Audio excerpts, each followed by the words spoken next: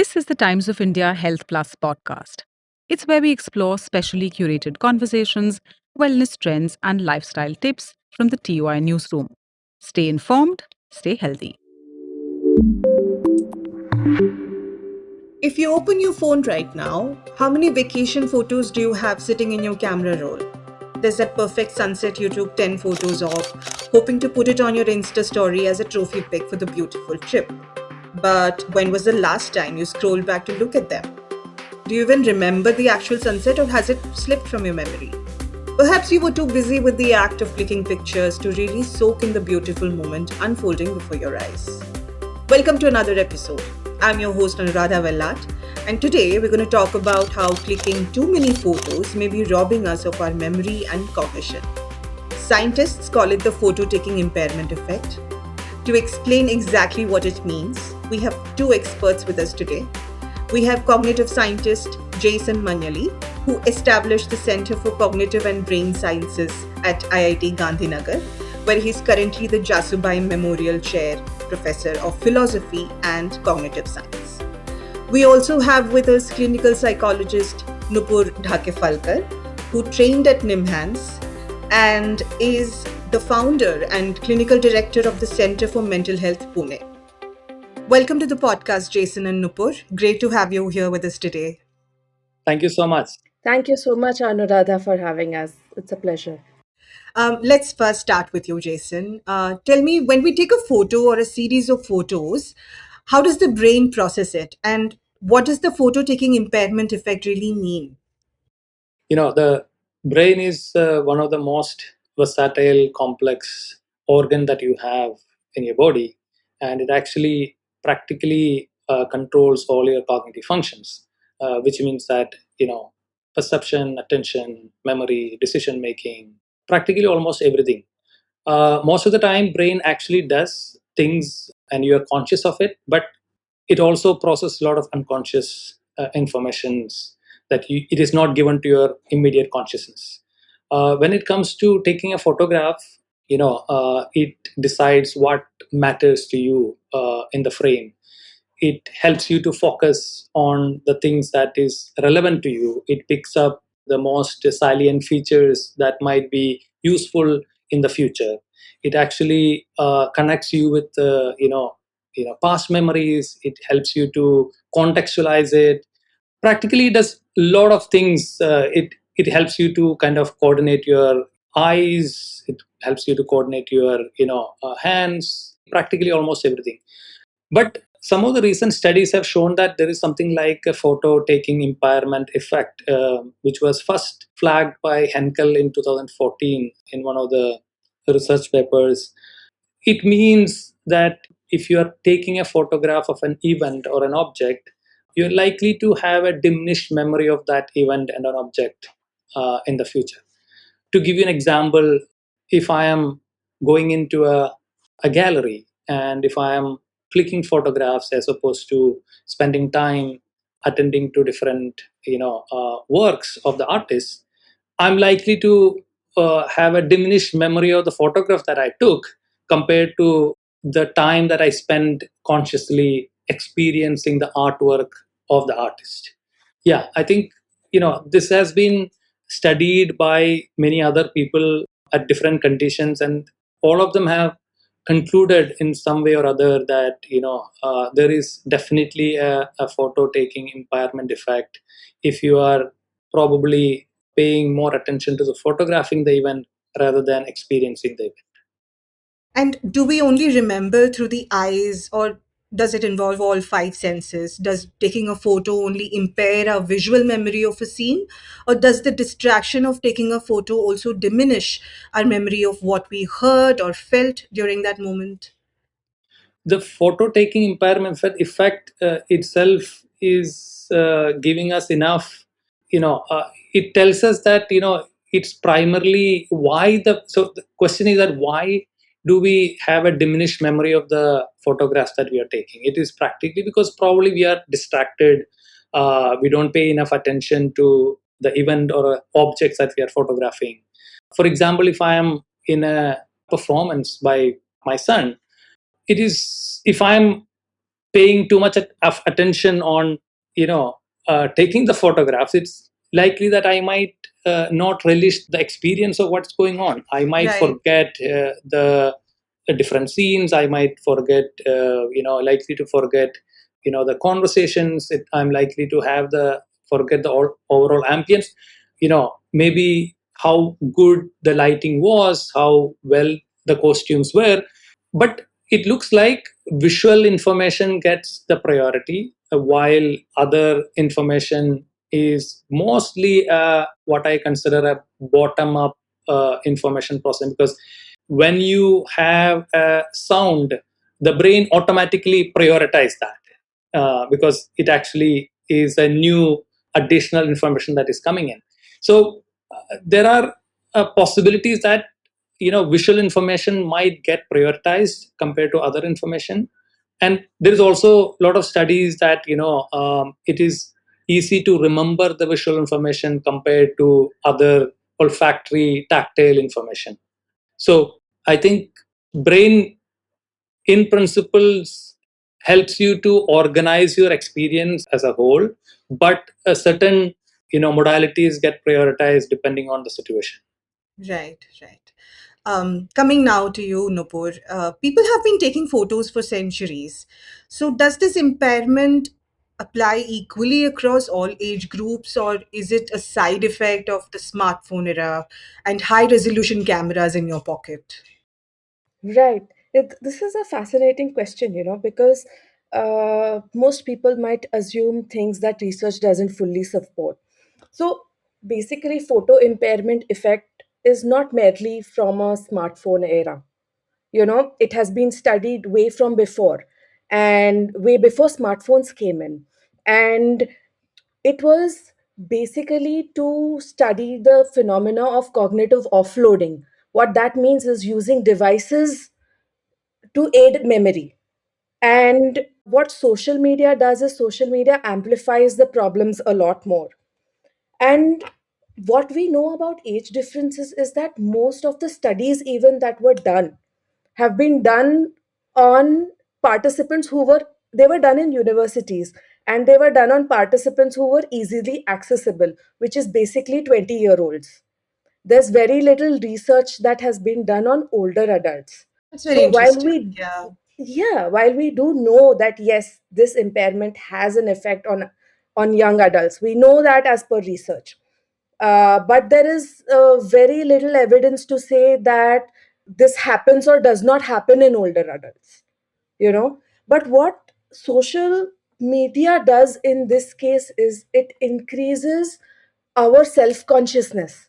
It increases our constant looking at ourselves. It increases self evaluation, it increases attention on self, it increases self observation. And we are still talking about how people will look at me, how am I going to be assessed by my peers. And even as lifespan studies tell us that young adults are more concerned about acceptance from peers, self consciousness, how they are observed by people around, how they are evaluated by people around. So there might be some hypothesis that we can make that maybe older adults don't care so much. I won't say that they don't care at all, but they Hmm. may not care as much as the younger adults about online validation. So that may bring in uh, certain differences, so to speak. If we could hypothesize that. And earlier, it was not that photography did not exist. So this cognitive offloading was there to some extent, but photography still had a cost at that point of time. Every shot had a cost. You had to really take your time to form the shot, to check the lighting, to ensure everything is fine, to ensure everybody's in the frame, and you had to spend some time taking a photograph. Whereas here with smartphones, you just go click click click click, and you have 1,000 photos of an event, but sadly no memory. Yeah, yeah, that makes total sense. Yeah, so it has definitely worsened with smartphones, for Right, right. sure. Right. And as we understand, photos are, they're considered records and memories are fallible. So is Hmm. outsourcing memory actually completely irrational? Can we say that? See, I think just calling it completely irrational could be rational, because this is where the discussion this is where the discussion gets more nuanced, because we've always been outsourcing memory. We've kept diaries, we've painted walls, we buy souvenirs, we write letters. All of this is documentation. All of this is cognitive offloading, you know. But so it's not about should we outsource memory. It's really about what are we losing out in the process in the way we are outsourcing memory. you know are we so busy taking a photo or a video that we lose out on the experience at all? Are we so busy wondering who's going to look at the photos, how many likes I'm going to get, how much engagement my content is going to? So it's become content. It's from experience, it's become content. And Right. so, what are we losing out? Are we losing out the moment in trying to capture the moment? Are we trying to record, or are we trying to experience? That's the question, really. That's some perspective we're getting here. I'd like to come back to you, Jason, now. Sometimes you take many photos specifically so that you don't forget, like recipes or important notes. So then why do you still forget? And does that mean there is a conscious disengagement attached to photography? What might that look like? I think I must admit that I'm a very passionate about cooking. So I do click a lot of recipes. I save a lot of recipes, but I think that's not how memory works. Actually, just by clicking a photographs or saving the recipe does not ensure that you will actually remember them. Memory works on the fact that was there a purpose? Was it driven by a curiosity, or is it part of your interest domain? Or the brain does the trick, right? It actually tries to forget a lot of things, because if you have to remember everything, it's impossible to retain all the memories in your brain. And so it actually actively try to erase a lot of things from the memory. So the purpose, the curiosity, the interest, all those matters if you have to remember something. And it matters. Therefore, when I click a photograph, I'm actually clicking a photograph because it interests me, and it also I'm doing it consciously, as Nupur said. You need to have a conscious engagement with the frame that I'm focusing on. So I think it is not just about photographing. If it has to remain in your memory, it has to have certain social relevance, it has to have a certain purpose, it has to be driven by certain curiosity. So there are several other cognitive functions determines how the memory of that event or an object that you're photographing should remain for a long term memory or not. I think it's not about taking too many photographs. It's Mhm. about consciously engaging with the scene that you are currently with. Yeah, yeah, being present. Yeah, Um, being present. Yeah, that's more important. Yeah, yeah. that's more important. So then, does like the sheer volume of our digital libraries, does that make it harder to ever retrieve or appreciate these memories that we're talking about? Yeah. So, for example, if you have far too many photographs, you are very unlikely to revisit them. Very frequently.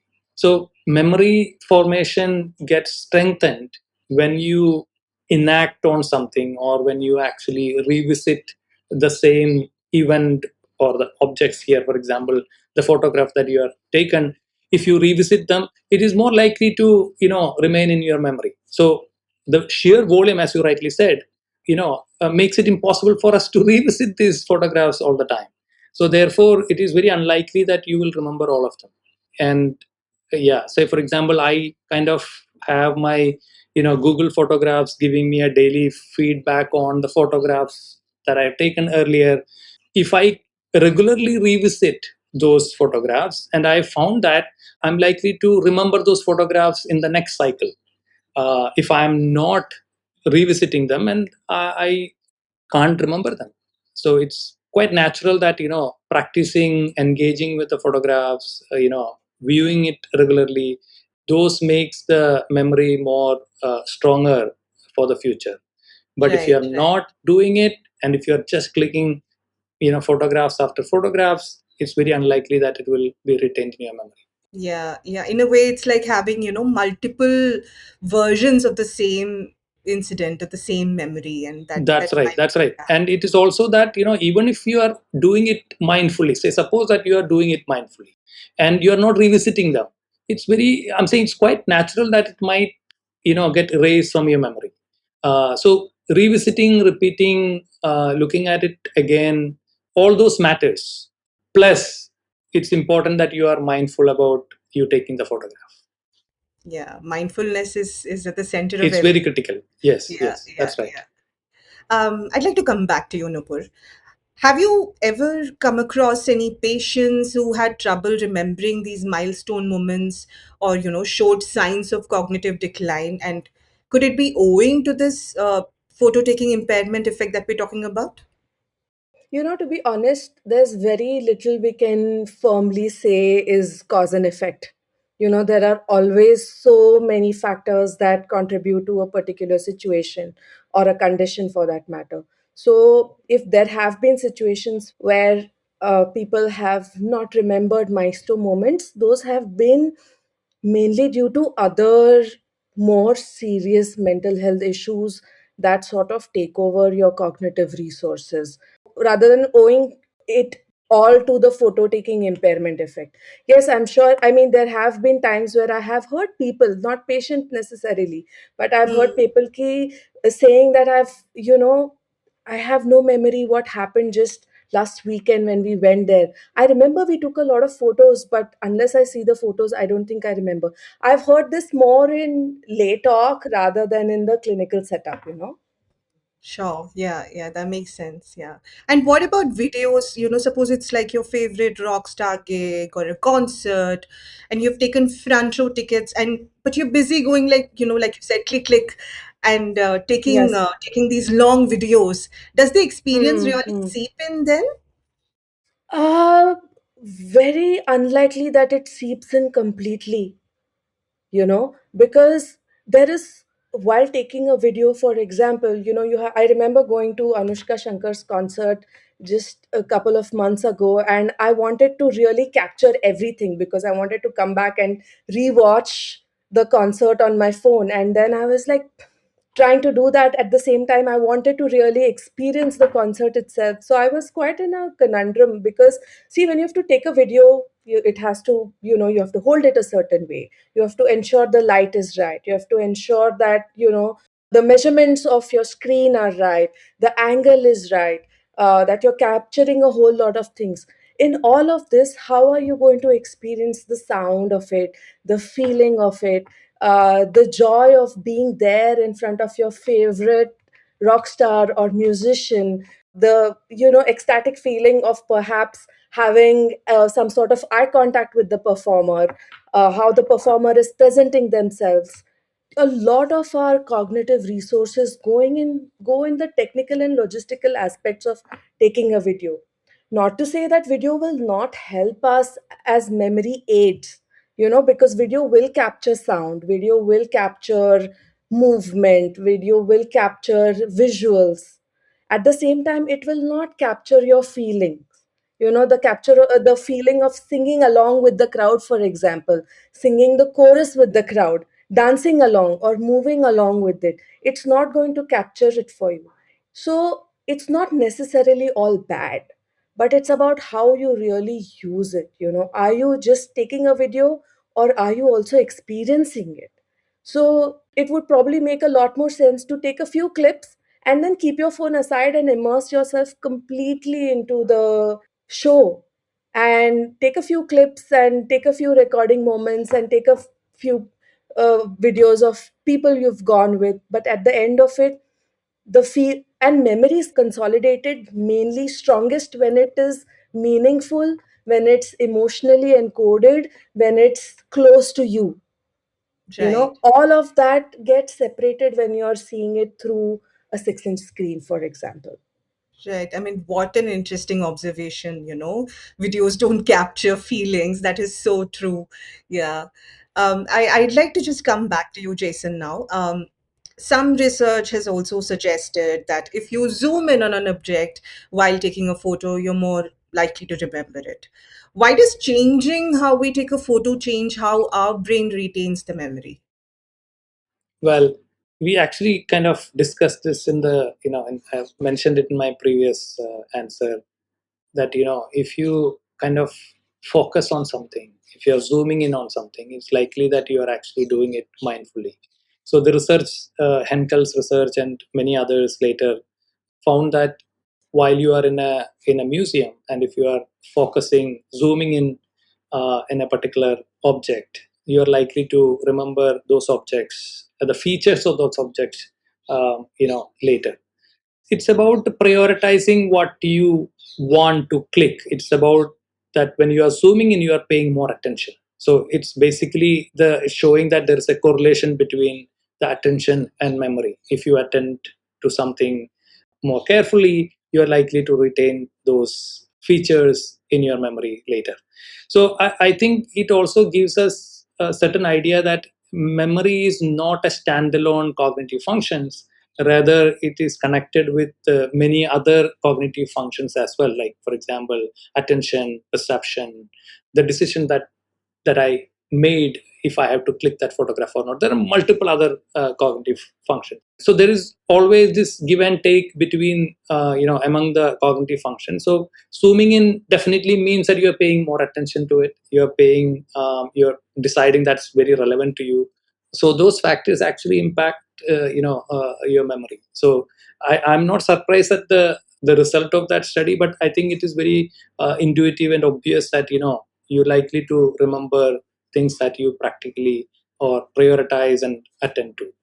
And if I have to give an example, like one of my very salient memories about my first international trip, which was to Salzburg in Austria, that was primarily for a conference. I still remember that, I had a very old, digital camera that I used to take photographs. And interestingly, I remember my experience of being in Salzburg, and the non-photographed memories still retained much strongly than the photographed memories. And I still remember there was an incident where, when one of the speaker was, giving a talk, he had a specs, and suddenly it dropped from his face, and he was trying to pick it up, and I was trying to click that photographs, and I had to zoom in, and I still, and it still remains very vivid in my memory.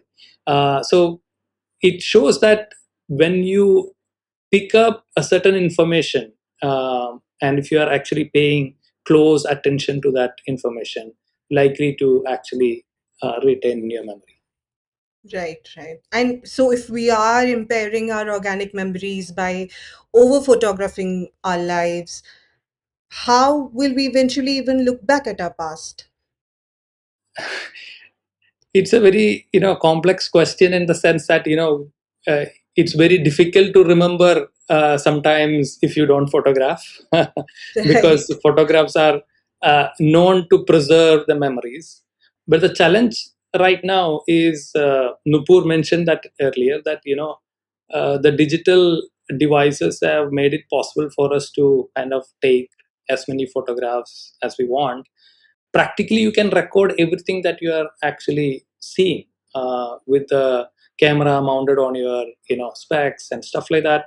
So if you have to, I would say, remember and, certain specific information from your life events, I think after taking photographs, you have to practically select few, and, keep it separate, rather than keeping it all together and trying to search for it. I think it is about prioritizing what you're taking, and after taking, you're mindfully selecting those photographs, and archiving it appropriately.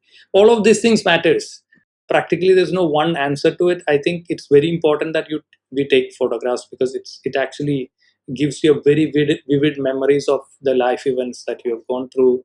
But if you are not paying attention to it while taking and after you take it, like archiving them, selecting some of the important photographs, you are very unlikely to remember them for a long time. Yeah, and this is so subjective in nature also. Yeah. Nupur, so we live in an age of FOMO, or aura framing as we call it. So most of the time it's all about that perfect Insta pic, or a reel, rather than an actual experience. How does that social pressure of curation affect our presence in a moment? You know what the pressure of social curation has done to us is it has taken us from living in the moment to documenting and curating the moment. And that is where our experience of life itself has completely changed. So if I have a fancy looking coffee or a food dish, you know, I'm not there just looking at it first and enjoying it. I first have to take a photograph, and all I'm thinking of is posting it, wondering how many likes, wondering how it's going to affect my social persona and my aura, so to say, how much what people are going to think of me. And that's what social media does, the anticipated evaluation. We are not eating the food, enjoying the food really. We are thinking, what is somebody who's going to look at my profile and the photo of my food, what are they going to think about me? They're going to think I'm eating something wonderful, I'm somewhere wonderful, and they're going to think I'm wonderful. So it's, the social media has really added this layer of self presentation. And in because of that, presence becomes performance. We Seeking are not validation. present. Yes, I'm performing for you. So when I'm eating my food, I'm actually performing the act of eating the food for my social media followers. I'm not present in the moment. When I'm watching a sunset, I am capturing the act of me watching a sunset rather than the sunset itself, and what it has made me feel, the changing colors, the movement of the clouds, all of that. I'm not in the present. And in the process of that, from a participant, I become an observer. I'm taking a step back outside of myself and observing me acting in the process, rather than again being mindful in the process, really enjoying what I'm doing. So we are taking all of these photographs, we are documenting everything so that, we don't have FOMO, we don't have fear of missing out. But it's actually reinforcing itself. I'm documenting everything, I'm taking pictures, I'm focused only on doing that. And in the bargain, I'm actually missing out on the experience. So it's reinforcing itself. Yeah, yeah, that makes sense. Yeah. And our experiences have become consumable achievements in the process. It's our my experience of the sunset has become a thing of consumption for my viewers. If I have trekked a peak, say for example, I went to the Everest base camp, and the thought that first comes to my head is, I have to take a picture here, post it. So my achievement stops becoming my achievement, it's become a consumable for somebody else. So, social media has really changed the way we experience life in itself. Hmm. Yeah, for sure. Yeah.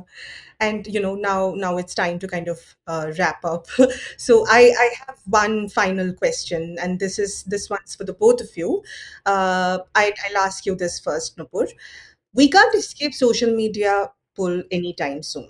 It's going to be there. And so how do we strike a balance? What are the few things we should do to be more mindful about how we photograph, or curate our experiences, so that we remember more and remember better? Yeah. See, media is part of our life, and the goal is not to stop taking photos completely. It's Right. about whether we use photography as a tool for memory rather than memory itself. Are we using it as a memory aid, or are we outsourcing the entire job of remembering onto the device. So, first thing would be, I would say, is experience first, photograph second. So, eyes first, lens second.